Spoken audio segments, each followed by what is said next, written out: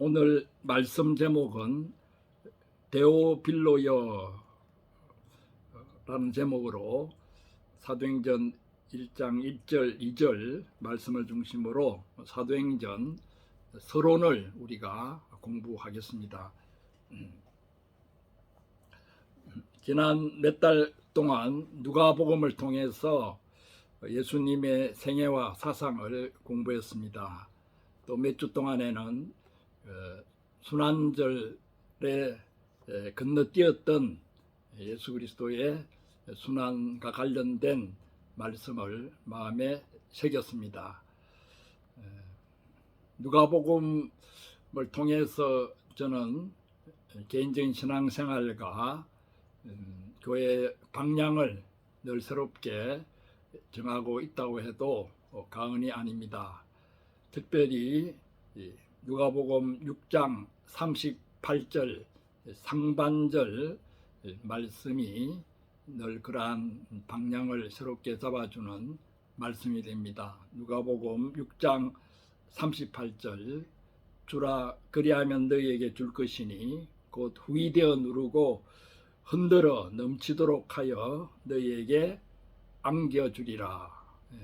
주라 그리하면 너희에게 줄 것이니 곧 후이되어 누르고 흔들어 넘치도록 하여 너희에게 안겨주리라. 예수님은 친히 자신의 생애를 통해서 주는 생활의 모범을 보이셨습니다. 결국에는 자신의 몸과 피까지 내어주셨습니다. 누가복음 22장 19절에 보면 이것은 너희를 위하여 주는 내 몸이라. 누가복음 22장 20절에 보면 이 잔은 내 피로 세우는 새 언약이니 곧 너희를 위하여 붓는 것이라. 예수님은 십자가에서 돌아가실 때 겉옷 한 벌밖에 없었습니다. 그것도 사형 집행하는 로마 군인들이 나누어서 제비를 뽑아 차지했습니다. 예수님은 그 모든 것을 인생들에게 다 내어주시고 아무것도 소유하지 않은 맨몸으로 돌아가셨습니다. 인생들은 소유를 통해서 자신의 존재 의미를 찾으려고 하고 자신의 가치를 드러내려고 합니다. 소유가 없으면 존재 의미도 없는 것처럼 절망합니다. 하지만 예수님은 소유를 통해서 존재 의미를 찾으라고 말씀하신 적이 한 번도 없습니다. 허비할 정도로 자신을 내어주는 삶에 가장 큰 가치를 두셨습니다. 다 내어주고 아무것도 없는 인생을 오히려 귀하게 여기셨습니다. 소유를 통해서 자신을 드러내고자 하는 물신주의가 우리 사회에 팽배하고 교회를 오염시키고 있는 이 시대에 누가복음 이 말씀은 주는 생활을 강조하는 이 말씀은 우리에게 큰 도전이 되고 우리 오염된 가치관을 새롭게 정화하는 계기를 마련해 줍니다. 누가복음을 쓴 누가 저자가 우리가 오늘부터 공부하고자 하는 사도행전의 저자입니다. 사도행전은 우리에게 누가복음보다도 더 강력한 도전이 될 것입니다. 더 이상 지지부진한 인생을 살지 않도록 도전할 것입니다. 또한 더 이상 냉랭하고 미지근한 신앙생활에 안주하지 못하도록 우리를 자극할 것입니다. 차든지 덥든지 하라고 우리에게 도전할 것입니다. 오늘은 사도행전 서론에 해당하는 부분을 간략하게 말씀드리고자 합니다. 사도행전은 제목 그대로 사도들의 활동상을 기록해 놓은 책입니다. 특히 바울 사도의 활동들이 자세히 기록되어 있습니다.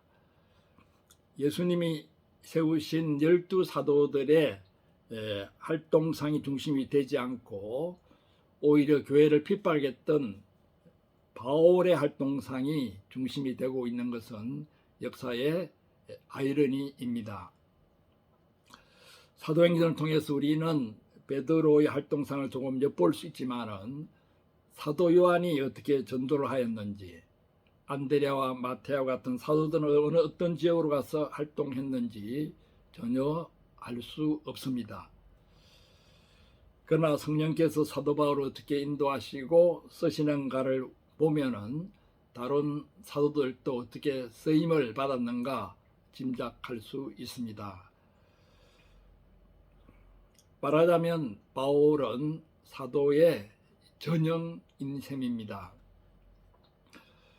많은 학자들은 사도행전이 AD 63년경 누가가 바울과 함께 로마에 있을 때 기록되었다고 주장합니다. AD 63년경 바울과 함께 누가가 로마에 있을 때 기록되었다고 주장합니다.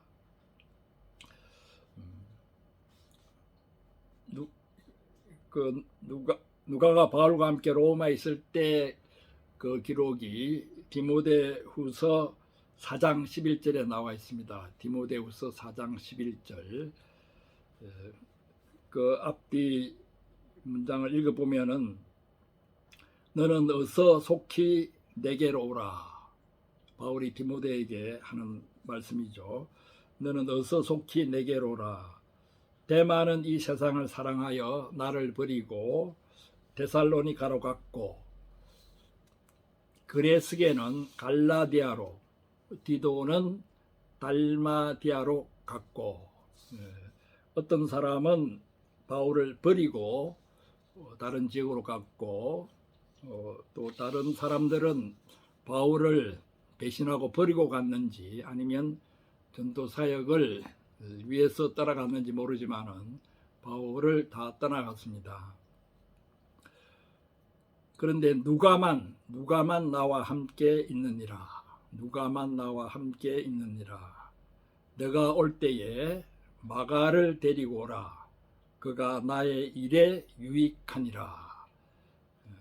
누가만 계속 바울과 함께 로마에 있다고 말하고 있습니다. 바로 이 무렵에 사도행전도 기록되지 않았나 학자들은 주장합니다.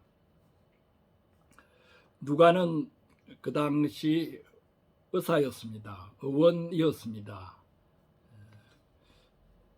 골로새서 4장 14절을 보면은 사랑을 받는 의사 누가와 또 데마가 너희에게 문안하느니라. 여기도 이제 데마가 나오죠. 골로새서를 쓸 당시는 데마가 충성스러운 그러한 종으로서 바울과 함께 동역을 했던 모양입니다. 그러나 우리가 방금 읽은 디모데후서 4장 11절에 보면은 데마는 이 세상을 사랑하여 나를 버리고 데살로니가로 갔고, 데마가 바울을 배신한 그러한 기록이 남아 있습니다. 이때 이제 사랑을 받는 의사 누가라는 구절이 있어서 누가가 의사였던 것을 우리가 알 수 있습니다. 그래서 의사인 누가가 몸이 약한 바울과 늘 동행하면서 주치의 노릇을 하지 않았나 생각합니다. 바울의 몸이 건강하지 못하고 약했다는 것이 성경 곳곳에서 나오고 있습니다.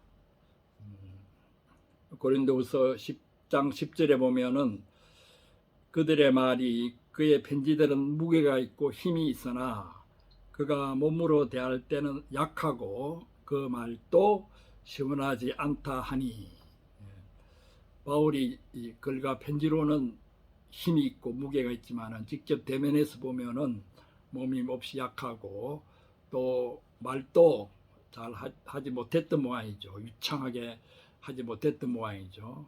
그 말도 시원하지 않다 하나, 그런 여러 약점들이 있었습니다.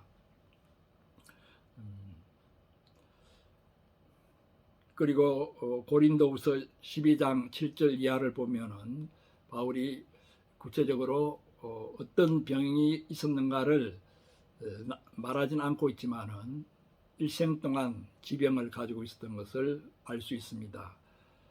여러 계시를 받은 것이 지극히 크므로 너무 자만하지 않게 하시려고 내 육체에 가시고 사탄의 사자를 주셨으니 이는 나를 쳐서 너무 자만하지 않게 하려 하심이라.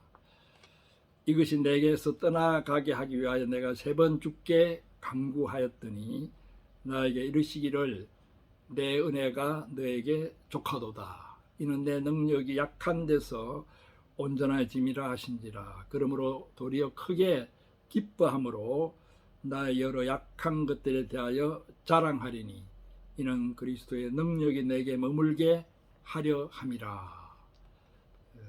얼마나 그 고통이 심했으면 사탄의 가시, 사탄의 사자라고 했겠습니까? 그리고 너무도 고통이 심해서 간절하게 주님께 고쳐달라고 기도했는데도 주님께서는 오히려 내 은혜가 너에게 족하다 하시면서 완치는 해주시지 않고 그 어려움들을 주님께 주시는 은혜로서 감당하도록 했던 그러한 것을 알 수 있습니다. 그리고 갈라디아서 4장 13절 14절에도 바울이 그 육체가 약하고 어려움이 있었던 것을 나타내고 있습니다. 내가 처음에 육체의 약함으로 말미암아 너에게 복음 전한 것을 너희가 아는 바라. 너희를 시험하는 것이 내 육체에 있으되 이것을 너희가 업신여기지도 아니하며 버리지도 아니하고 오직 나를 하나님의 천사와 같이 또는 그리스도 예수와 같이 영접하였도다. 얼마나 약했으면은 너희를 시험하는 것이 내 육체에 있다. 바울을 보면은 요즘 막 여러 인상이 좋은 그런 목사님들이나 뭐 스님들처럼 환한 얼굴, 아주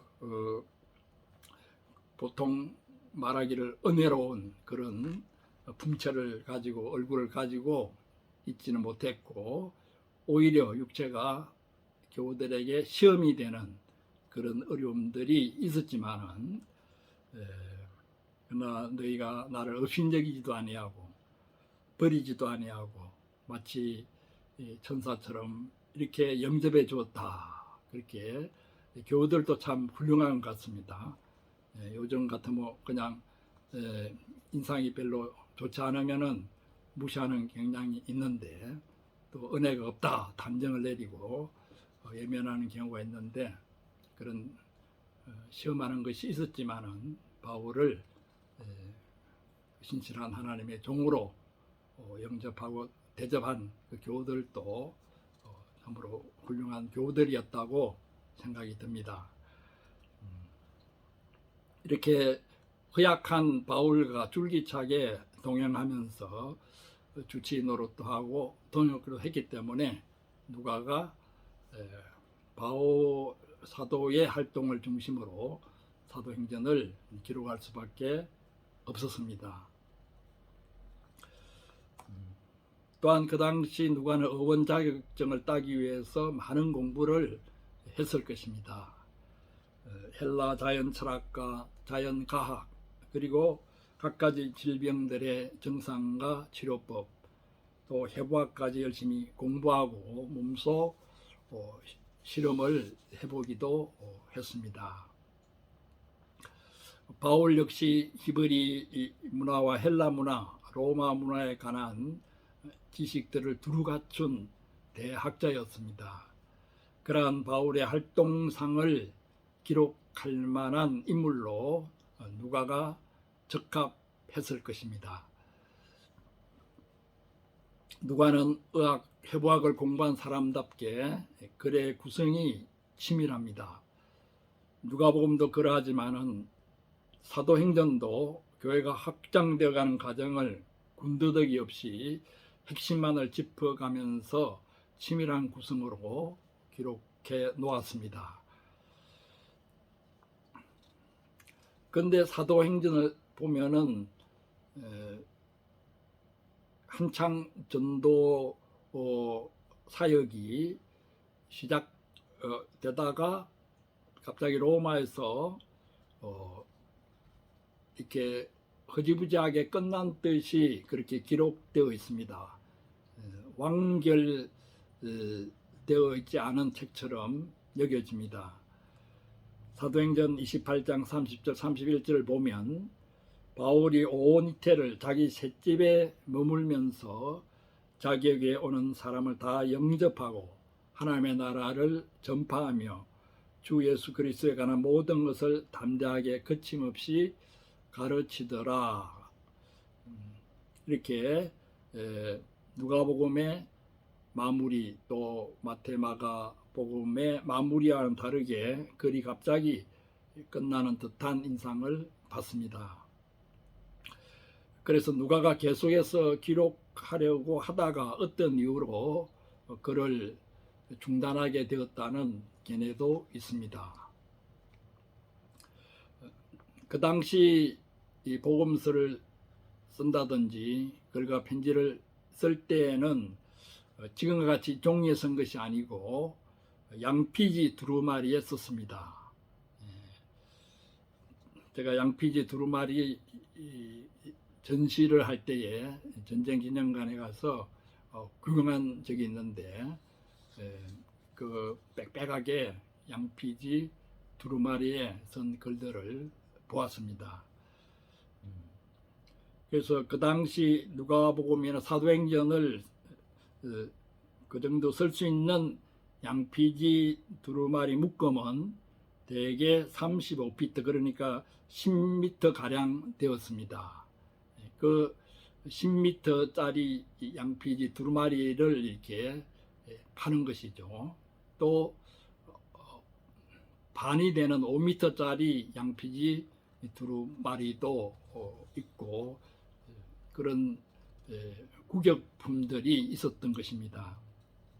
그래서 10m짜리 양피지 두루마리를 사가지고 와서 거기에 글을 기록해 나가면은 그 안에 아주 핵심적인 중요한 내용들을 담아야 하기 때문에 그 압축하고 또 절제해서 글을 쓸 수밖에 없었습니다.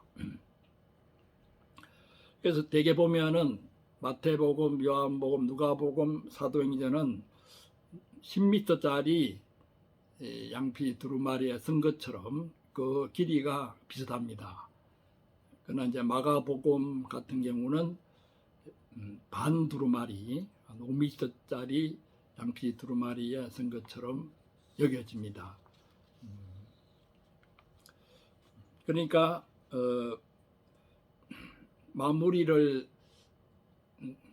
다 하지 못한 가운데 두루마리가 끝난 경우도 있죠. 그러면 또 이제 다른 두루마리에 그 글을 이어서 쓸 계획을 가지고 있을 텐데 누가도 두루마리 한 묶음 다 쓰고 그 다음 글들을 이어 나가려고 하다가 중단을 한 것이 아닌가 그렇게 생각이 듭니다.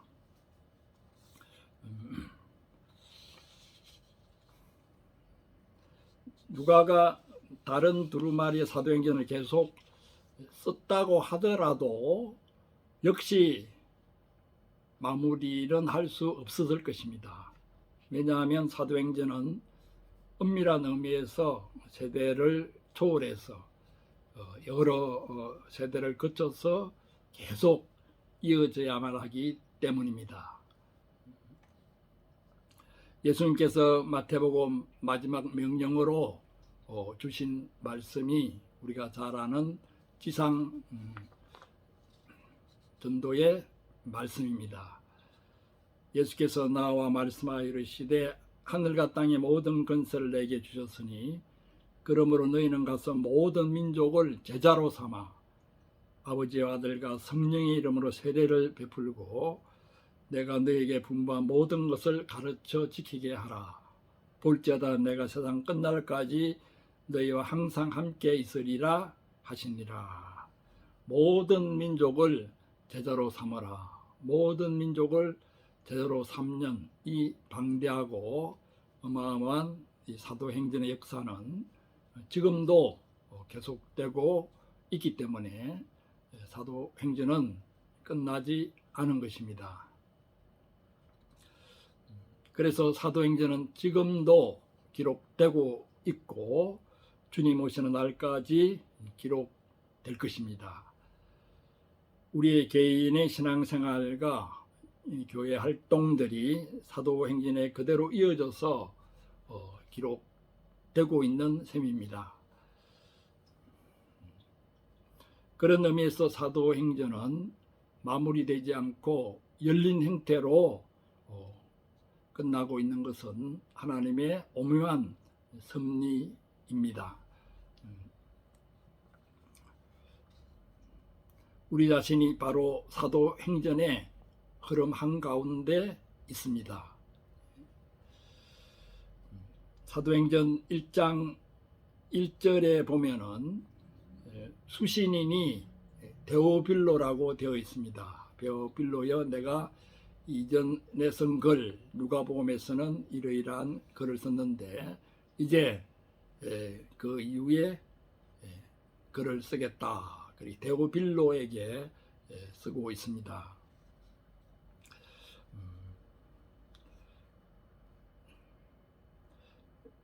누가복음 1장 1절에서 4절을 보면은 누가복음도 데오빌로 각하에게 쓰고 있습니다.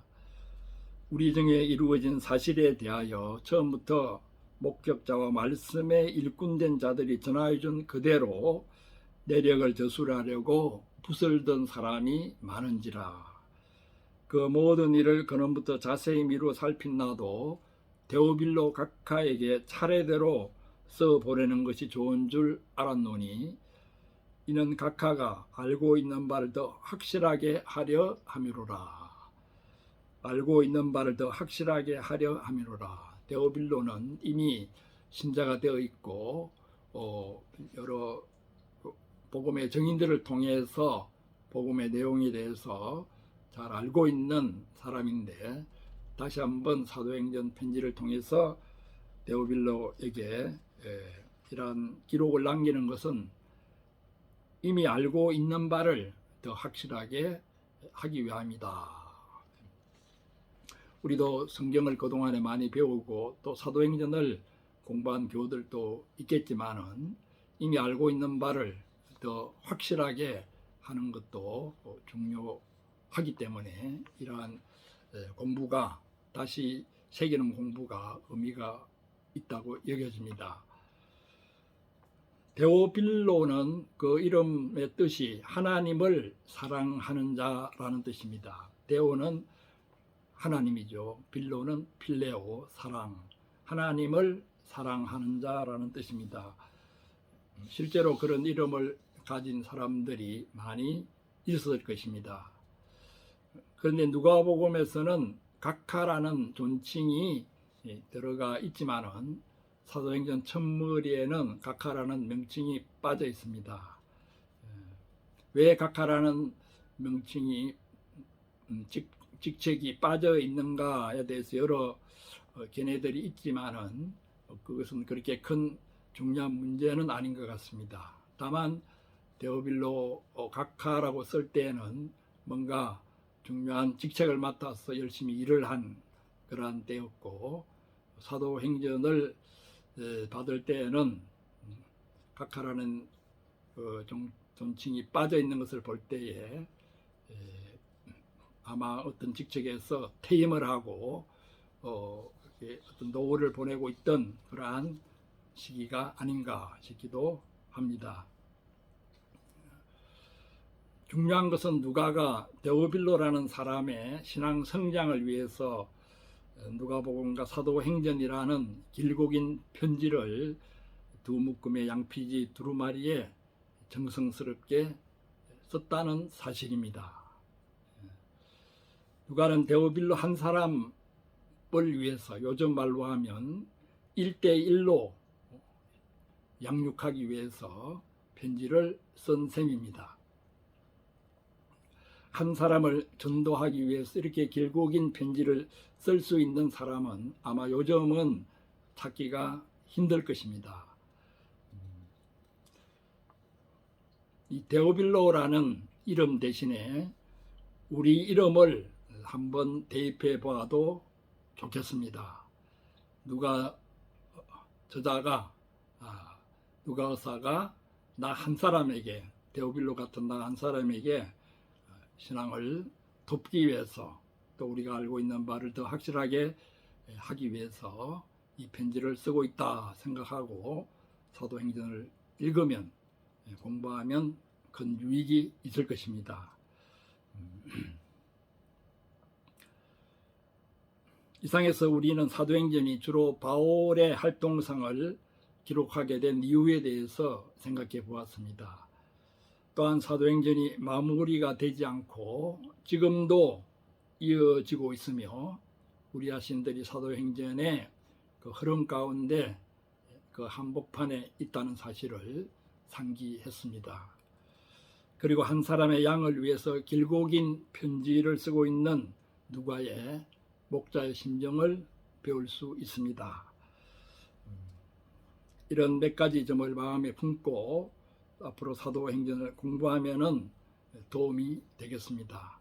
무엇보다도 우리가 그동안에 여러 가지 코로나 사태로 봉쇄된 그런 생활을 하고 있었고 서로 모이지도 못하는 가운데 서로 격려를 주고받지도 못했습니다.